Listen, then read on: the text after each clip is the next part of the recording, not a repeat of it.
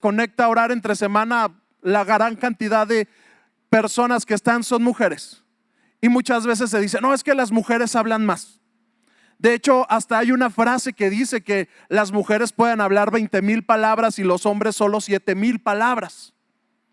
Pero me puse a investigar durante esta semana acerca de esa frase. Y resulta que solamente era la publicidad para un libro que se escribió en el 2004. Y a partir de esto se quedó ya como parte de un estigma en la sociedad. No, es que las mujeres hablan mucho más. Un artículo publicado en la BBC de Londres nos dice que sí, las mujeres hablan más, pero son 16,215 palabras las que hablan. Un promedio. Hay algunas que lo sobrepasan por completo o lo pueden triplicar. Pero el promedio es ese, 16,215. En cambio, para los hombres el promedio es de 15,669 palabras. Si se fijan, son alrededor de 500 palabras más. No son muchas. Y por lo tanto, ante esto, no tenemos pretexto. Todos podemos orar. De hecho, buscando en el diccionario, nos dice que hablar es aquella acción en la cual nosotros nos comunicamos. Para esta acción, el diccionario marca 17 sinónimos y no tienes pretexto, porque dice que si tú hablas, tienes 17 formas distintas para expresarlo. Conversar, dialogar, repetir, charlar, discutir, decir, proferir, enunciar, afirmar, disertar, recitar, declamar, discursear, opinar, criticar, comentar. Y la última que me encanta, que es la que da un diccionario secular, no un diccionario bíblico. El último sinónimo es orar. Si tú hablas, tú puedes orar. ¿Y por qué la importancia de orar? ¿Por qué la importancia de hablar? Proverbios, que nos da muchísimas perlas, nos dice acerca del habla en diferentes versículos. Capítulo 5, verso 1 y 2. Hijo mío, pon atención a mi sabiduría y presta oído a mi buen juicio, para que al hablar mantengas la discreción y retengas el conocimiento. Nos dice entonces que hablar es importante. Proverbios 10:8. El sabio con gusto recibe instrucción, pero el necio que habla hasta por los codos caerá de narices. Proverbios 10:19. Hablar demasiado conduce al pecado. Sé prudente y mantén la boca cerrada. Entonces nos dice que es importante que hablemos, sí, pero ¿cómo debemos hablar? Y es lo que quiero que platiquemos hoy. Y por último, Proverbio 10:31. Los buenos hablan siempre con sabiduría. A los malvados se les obliga a callar. Es necesario que platiquemos. Si no platicamos, no fomentamos relaciones. De pronto, cuando nosotros comenzamos a platicar con una persona, te puedes dar cuenta que tienes cosas en común de forma increíble. El viernes yo sostuve una plática con una persona en el auto. Ya saben aquí que el tráfico de la ciudad es terrible. Casi 2 horas en el auto entonces platicando. Me topé con que una persona con la cual yo creía que no tenía nada en común, conocía personas a las cuales yo también conozco. Una persona por la cual yo siento una profunda admiración, él también la conocía y tiene una profunda admiración. Y comenzamos a platicar y a platicar y a platicar y a comenzar a conversar acerca de esto, porque la plática es muy importante. Y por lo tanto, nosotros cuando platicamos y establecemos estas relaciones con alguien que a lo mejor es un desconocido, o también con amigos, y esto fomenta más la amistad. O de pronto también, Si tú no platicas con tu esposa, con tu hijo, con tu hija, con las personas con las que tienes en casa, la relación se va a quebrar. Porque no estás haciendo algo tan fácil como lo es hablar. Y de pronto, ay, es que yo no sé por qué estoy tan mal con mi esposa. Me voy al trabajo, le doy todo lo que necesita, pero no le das tiempo para platicar. De pronto a mí mi esposa me regaña porque llego del trabajo y está platicándome algo y son a veces las 9:30, las 10 de la noche y comienza a platicarme algo y yo comienzo a decirle que sí a todo. Y se enoja porque le digo que sí. Comienzo a cabecear y al punto que me quedo dormido. Me he quedado dormido en el sillón platicando con mi esposa y al día siguiente no me acuerdo por qué no me habla. Y yo, ay, es que cuando me quería hablar me quedé dormido. La importancia de hablar. Hablar es fundamental. Tengo un hijo de 3 años y de pronto, papá, ya, ¿qué pasó? Quiero platicarte algo. Y, sí, hijo, permíteme, es que volteame a ver, papá. Y entonces tengo que platicar con él, dejo lo que estoy haciendo y ¿qué hago? Hago relaciones. Hago una relación con mi hijo. Y esto es fundamental, que nosotros aprendamos a platicar con nuestro Señor. Porque cuando platicamos, resolvemos problemas. Cuando nosotros platicamos, nos enteramos de lo que le gusta al otro. Cuando platicamos, enlazamos nuestro corazón con la otra persona. Y debemos entender algo. El cristianismo no es estar en una silla, no es estar el día de hoy aquí arriba, no es convertirte en fan destacado de la página de Casa de Cristo. Soy fan destacado. No, eso no es el cristianismo. No es que yo me aprendí la Biblia de memoria. Tengo unos amigos ateos que se han aprendido la Biblia de memoria para atacarla. Tengo un amigo que es ateo y que ha aprendido la Biblia porque es una excelente literatura. Como literatura humana lo ven. Y lee la Biblia más que muchas personas que vienen a la iglesia. Debemos entender que el cristianismo no es decir, yo todos los días le pido a Dios por mi familia. No. El cristianismo es algo más simple. Porque de pronto nosotros queremos hacer como el cristianismo, esa religión que me marque las cosas que no puedo hacer. Esta es mi lista de provisiones y como las cumplo, soy cristiano. Pero no, el cristianismo es algo más simple, es algo que no tiene misticismos. Es platicar con Dios, es relacionarnos con Dios. Y son dos cosas completamente terrenales las que van a marcar nuestra relación con Dios: hablar y leer, orar y leer nuestra Biblia. Y para esto quiero platicar con ustedes acerca de 3 puntos esta mañana. Y si estás anotando, el primero de ellos lo he titulado: orar nos hace discípulos. Una de las grandes enseñanzas que nos dio Jesucristo es en que nosotros nos debemos convertir en discípulos. Discípulo, una persona o alumno que recibe enseñanzas de un maestro, que vive bajo esas enseñanzas y, ojo, las multiplica. La etimología de esta palabra discípulo es aquel que se deja enseñar. ¿Sabían que Jesús no puso el título de cristianos? Nos los pusieron los hombres.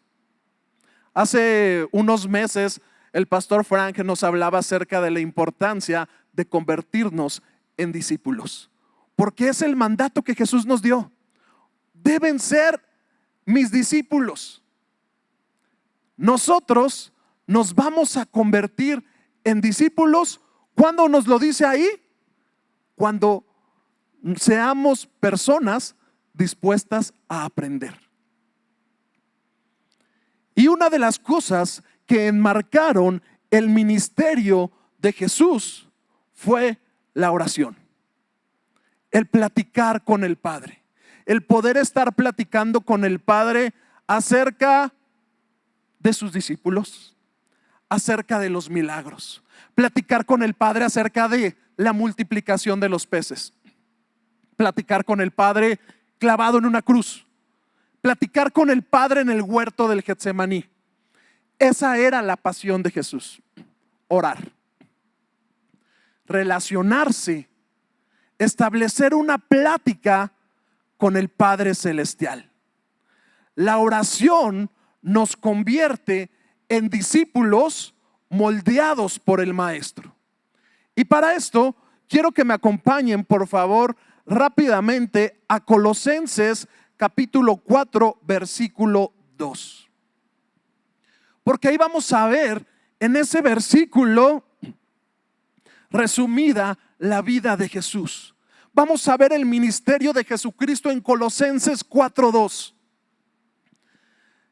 Esta versión, palabra de Dios para todos, me encanta porque nos lo dice claramente, explícitamente.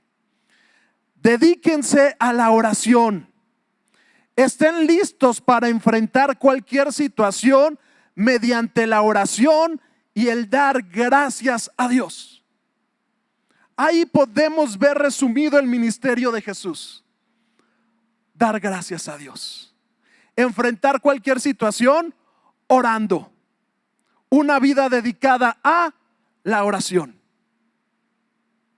Y no a la oración de aquel que vive en un monte aislado o se aísla en un edificio y dice: de aquí no me van a sacar porque yo aquí voy a estar 24/7 orando.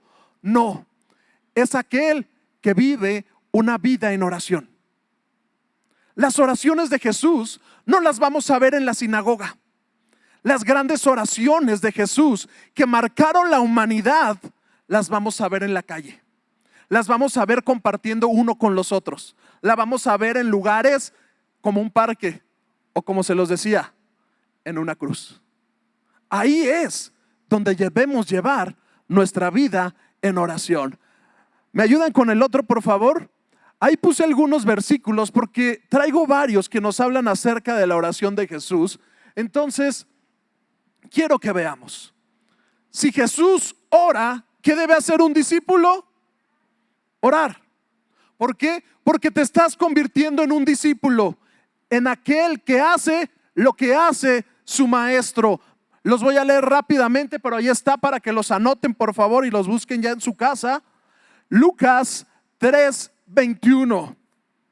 Cierto día en que las multitudes se bautizaban, Jesús mismo fue bautizado. Mientras él oraba, los cielos se abrieron. ¿Y qué nos dice? Que el Espíritu Santo descendió.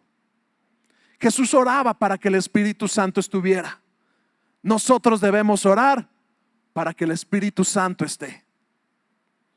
Juan 17 es todo un capítulo donde Jesús ora. Voy a leer los 3 primeros versículos.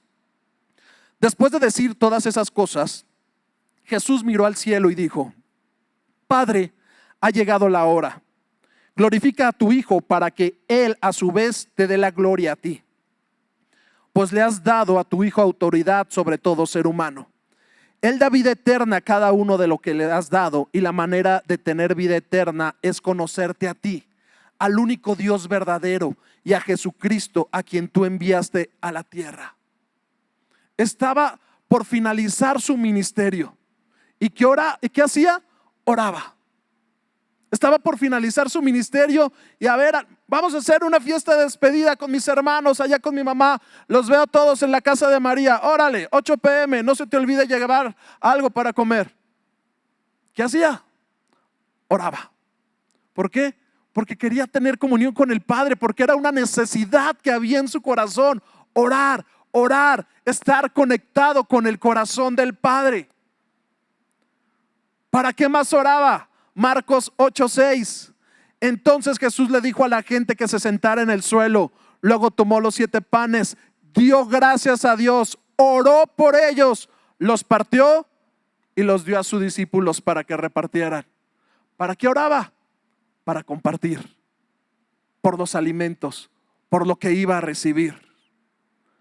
¿Por qué más oraba? Mateo 19, 13 y 15 al 15. Mateo 19, versículo 13 al versículo 15. Entonces le fueron presentados unos niños para que pusiese las manos sobre ellos y orase. Oraba por la comida, oraba por los niños, oraba también por los problemas. Mateo 26, 42. Entonces Jesús los dejó por segunda vez y oró: Padre mío, si no es posible que pase esta copa a menos que yo la beba, entonces hágase tu voluntad. Oraba. Su vida era orar. Una vez, dos veces, vivir en oración. En la cruz, Lucas 23, 33. Y cuando llegaron al lugar llamado de la calavera, le crucificaron y allá los malhechores, uno a la derecha y otro a la izquierda. Y Jesús decía, Jesús oraba: Padre, perdónalos, porque no saben lo que hacen. No había un momento en específico. No era nada más: cumplí, estuve en el servicio de las 10, oré, levanté mis manos, tengo para toda la semana. No. Lo que Jesús nos manda es ser discípulos. Discípulos que se relacionen con el Padre. Y como Jesús lo hacía, sus discípulos también lo hacían. Nos dice que lo hacían los 12. Jesús llamó a sus 12 discípulos, Mateo 10, y les dio autoridad. Y nos dice el capítulo 10 que iban expulsando demonios. ¿Por qué? Porque oraban. Lucas 10:1 nos dice: después el Señor escogió a otros 72 discípulos y los envió delante. Y ellos volvieron con gozo y decían: los demonios se nos sujetan. ¿Por qué? Porque también estos 72 oraban. Porque habían entendido que no tenían el bonito título de soy cristiano. Ellos decían: soy discípulo, como lo es, como lo ha enseñado y como vive mi maestro, así lo vivo yo. Hechos 1:14. Todos perseveraban unánimes en oración. Hechos 2:42. Y perseveraban en la doctrina de los apóstoles, en la comunión unos con otros, en el partimiento del pan y en las oraciones. Hechos 3:1. Pedro y Juan subían juntos al templo a la hora novena. ¿A cuál hora? La de la oración. Hechos 6:4. Y nosotros persistiremos en la oración. Y Hechos 10:31. Acompáñenme, vaya ahí por favor. Hechos 10:31. Porque ya vimos cómo oraba Jesús, que oraba en todo tiempo, que lo hacía y que estaba presente y que era presto para orar, para comunicarse con el Padre, y que lo hacían los 12 y que lo hacían los 72, porque se habían convertido en los discípulos del Maestro. Pero me encanta porque este versículo, Hechos 10:31, mata el pretexto de cualquiera.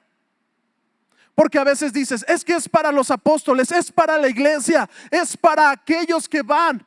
No, nos dice: y dijo Cornelio, le estaba diciendo el ángel a Cornelio, un centurión romano, alguien que no pertenecía al pueblo de Dios, alguien que era considerado pagano. Le decía el ángel de Dios a Cornelio: tu oración ha sido oída y tus limosnas han sido recordadas delante de Dios. No necesitaba ser apóstol para orar. No necesitaba ser judío para orar. ¿Por qué? Porque el velo se ha roto y cualquiera puede entrar delante para orar. Si tú tienes un pretexto el día de hoy, vamos a terminar con ellos, porque nosotros necesitamos orar. Mateo 6:9. Vosotros pues oréis así: Padre nuestro que estás en los cielos, santificado sea tu nombre. Algo que debemos hacer parte de nuestra vida, y no solamente decirlo o repetirlo como lo puede hacer alguien más, es vivir el Padre nuestro. Anoten ahí el punto número 2. Padre nuestro que estás en los cielos. El Padre nos ama. El Padre nos cuida. El Padre nos hace crecer. El Padre está en nosotros, vive en nosotros y en nosotros. Jesús, en su ministerio, usó el término de Padre 180 veces para referirse a Dios, para decirle mi Padre o decirle nuestro Padre, para que la gente lo entendiera. Dios es nuestro Padre. Dios es nuestro Padre. ¿Quién lo puede repetir? Dios es nuestro Padre. Hablando terrenalmente, los padres hombres tienen una importancia dentro de la crianza de los hijos. Un estudio establece que en Estados Unidos nos dice que el 70% de las personas que están en prisión fueron carentes de la figura paterna. El padre no hizo bien su trabajo. El padre no hizo lo que debía hacer. Pero nosotros tenemos una gran bendición. Tenemos al Padre bueno, al que hace bien su trabajo. Y con esto nosotros hemos recibido el mayor de los títulos. Romanos 8, 14 al 17. Acompáñeme por favor allá a Romanos, porque ahí recibimos nosotros el título que se nos da por sobre todo otro título. Si tú has recibido el título de alguna licenciatura, si has recibido el título de alguna maestría, algún doctorado, o a lo mejor tienes sangre azul y tienes un título de marqués, de príncipe, no se puede comparar con este título que hemos recibido aquí en Romanos. Pues todos los que son guiados por el Espíritu de Dios son, ¿qué? Fuerte, dígalo conmigo, hijos de Dios. Una vez. Y ustedes no han recibido un espíritu que los esclavice al miedo. En cambio, recibieron el Espíritu de Dios cuando Él los adoptó. ¿Cómo? Como a sus propios hijos. Ahora le llamamos Abba Padre 3 veces. Pues su espíritu se une a nuestro espíritu para confirmar que somos hijos de Dios. Así que como somos sus hijos 5 veces, también somos sus herederos. De hecho, somos herederos junto con Cristo de la gloria de Dios. Nos habla 5 veces de que somos hijos de Dios. No podemos recibir mayor título que este. Caleb, eres hijo de Dios. No hay algo más grande que esto. Arquitecto, se queda corto. Somos hijos de Dios. Y para esto nosotros debemos dejar atrás los pretextos. Porque muchas veces dices, es que yo no tuve el ejemplo de un buen padre, mi papá no me trataba bien, no era amoroso, no era cariñoso, y por lo tanto yo ahora no lo reproduzco en mis hijos. Es que yo no me sé acercar a Dios porque como yo no sabía acercarme a mi papá, para mí nada más es Dios, pues el Señor, y pues hasta ahí. Pero no te has acercado a Dios como Padre. Y lo que Jesucristo nos dijo en Mateo 6, cuando ustedes se acerquen a orar, nos dice, díganle, Padre nuestro, Padre mío.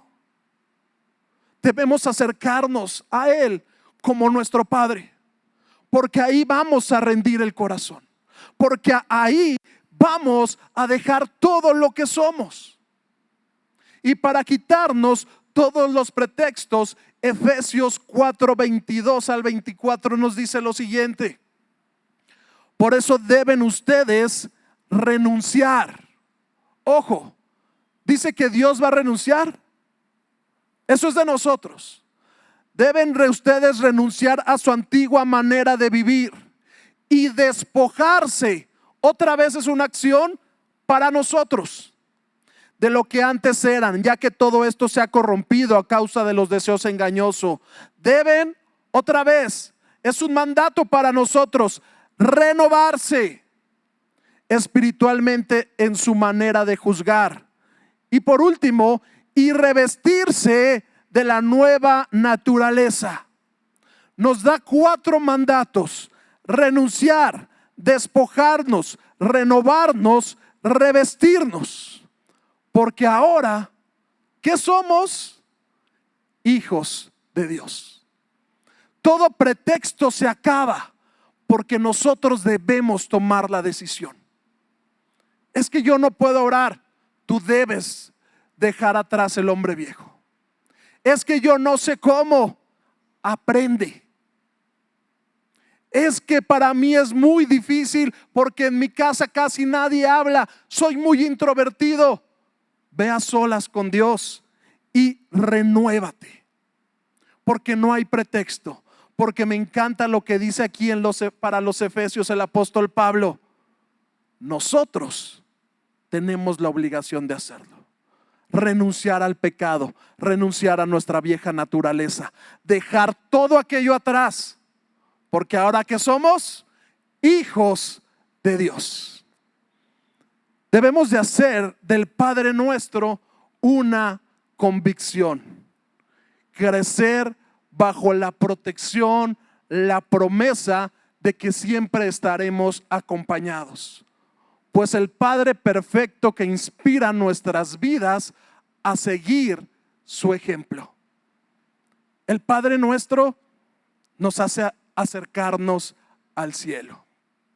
Y punto número 3 y último: santificado sea tu nombre. Hemos hablado del Padre Nuestro, de lo que representa para nuestras vidas. Pero en este modelo de oración que Jesús nos da, nos habla enseguida de una acción que debemos dar para el Padre: santificar su nombre. No pedir, no hacer otra cosa más que santificar el nombre de Dios. Acompáñenme al Salmo 100, por favor. Este salmo nos da la pauta, porque si de pronto dices, ¿cómo empiezo a orar? No lo sé. ¿Qué hago? No tengo idea, nadie me ha enseñado. Me dicen en la iglesia que me relacione con Dios, pero hoy vamos a hablar acerca de esos cómo y los vamos a poner en práctica. Porque te hemos dicho, ten una relación con Dios. ¿Cómo? Orando. Y vamos a hablar de estos 3 puntos y a ponerlos en práctica. Salmo 100. Ahí fuerte conmigo, los que traigan su Biblia. Cantad alegres a Dios, habitantes de toda la tierra. Servid a Jehová con alegría.